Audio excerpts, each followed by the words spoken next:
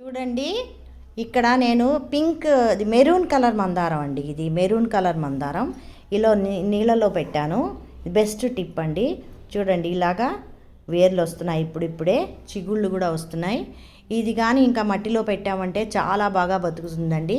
ఇక్కడ దీనికి కూడా వచ్చింది చూడండి, చిగుళ్ళు మీకు కనపడుతున్నాయి. అదిగోండి లైట్గా చిగుళ్ళు కనపడుతున్నాయి కదా.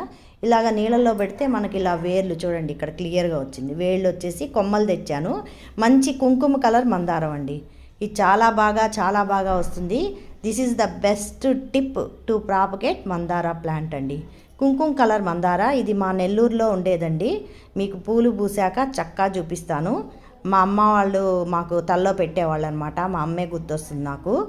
సో భలే ఉండేదండి ఈ మందార. నేను మళ్ళీ మీకు చూపిస్తాను. ఓకేనా ఫ్రెండ్స్, థ్యాంక్ యూ. చూడండి గుత్తులుగా టమాటాలు. సో చాలా బాగున్నాయి కదా. Please like, share and subscribe my channel అండి. ఓన్లీ ఆవు పేడతో సాధ్యం అండి. ఓకే అండి.